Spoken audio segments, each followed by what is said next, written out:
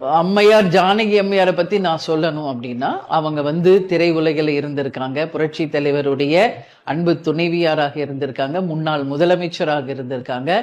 அவர்களுடைய நூற்றாண்டு விழாவுக்கான அழைப்பிதழை கொடுத்ததற்காக அனைத்து இந்திய அண்ணா திராவிட முன்னேற்ற கழகத்திற்கு எங்களுடைய வாழ்த்துக்களை நாங்கள் தெரிவிச்சுக்கிறோம்.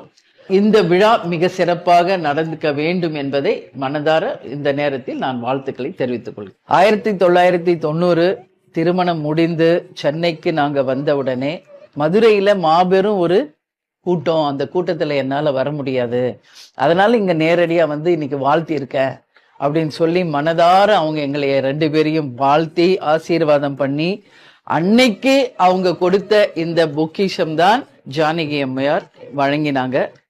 அடிக்கடி இங்க குழந்தைகளை பார்க்க வந்துருவாங்க.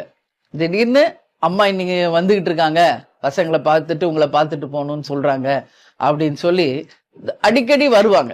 அமெரிக்காவுக்கு போனாங்கன்னா அங்க போய் கூட எங்களை நினைச்சு வாட்ச் வாங்கிட்டு கொடுத்துருக்காங்க.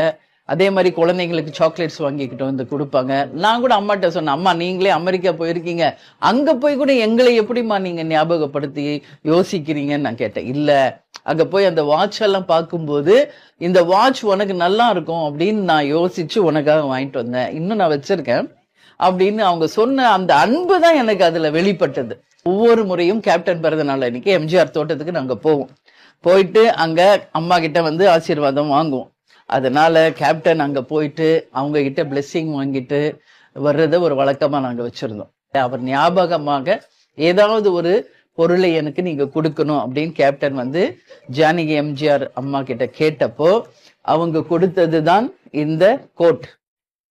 இது எம்ஜிஆர் அவர்கள் அவர் நடித்த திரைப்படத்துல இந்த கோட்டை அவர் அணிந்து நடித்த இந்த கோட்டை எம்ஜிஆர் ஞாபகமாக கேப்டன் கையில கொடுத்தாங்க. அதே போல அவர் அணிந்த இந்த டைகளையுமே ஜானகி அம்மா கேப்டன் கிட்ட கொடுத்து இதை நீ ஞாபகமா வச்சுக்கோ அப்படின்னு சொன்னாங்க. நான் அதிமுக தொண்டர்கள் கிட்ட நான் ஒரு விஷயத்த கேட்டுக்கிறேன்.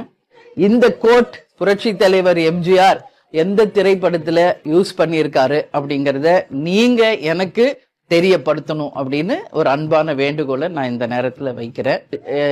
அவருடைய ஞாபகமா உனக்கு ஏதாவது வேணும்னு கேட்டீல, அப்போ கேப்டன் சொன்னாரு அவரோட பிரச்சார வாகனம் எனக்கு நீங்க கொடுக்கணும் அப்படின்னு கேட்டார். தாராளமா நீ எடுத்துக்கோ, இங்க நாங்க சும்மா தான் அதை வச்சிருக்கோம் அப்படின்னு சொல்லி ஜானகி அம்மையார் அன்பு பரிசாக கேப்டனுக்கு கொடுத்த இந்த பிரச்சார வாகனம் இன்றளவும் நமது தலைமை அலுவலகத்துல பொக்கிஷம் மாதிரி இதை பார்த்துக்கிட்டு இருக்கோம்.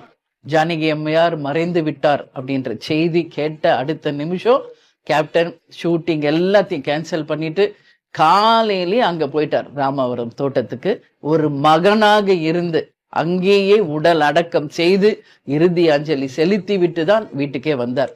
எங்களுடைய மரியாதைகளையும் அஞ்சலிகளையும் வாழ்த்துக்களையும் ஜானகி அம்மாருக்கு தெரிவித்துக் கொள்கிறோம். அனைத்து இந்திய அண்ணா திராவிட முன்னேற்ற கழகத்தை சேர்ந்த அனைத்து தொண்டர்களுக்கும் நிர்வாகிகளுக்கும் வாழ்த்துக்களை தெரிவித்துக் கொள்கிறேன். நன்றி, வணக்கம்.